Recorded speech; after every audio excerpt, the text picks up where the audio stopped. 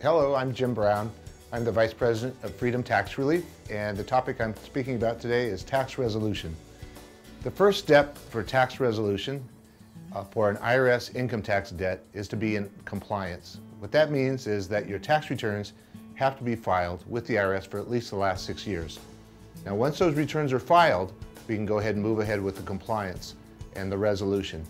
What resolution means is that we're going to get the amount that you owe to the IRS either into a payment plan, an installment agreement, or we're going to look to settle that tax debt. So let's talk about IRS installment agreements. Once the returns are filed and we know how much you owe, depending on how much you owe, we could do a 5-year payment plan with the IRS if your tax debt is less than $25,000.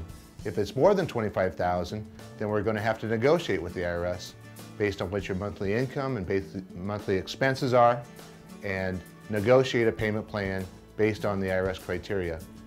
Now, if you're all filed and you can't do a monthly payment plan to the IRS, then we look at another alternative to resolve your tax debt, and that's an offer in compromise. And we do a lot of those, and that's where the IRS settles for less than you owe.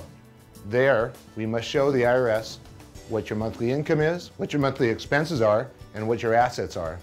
We have to show the IRS that you're not able to make a monthly payment, and then we can have the IRS reduce the amount you owe by the settlement, the offer in compromise. That process to go through can take 6 to 9 months.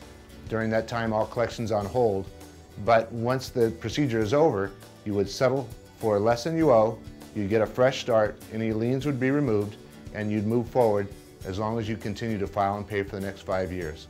So, in a nutshell, that's it.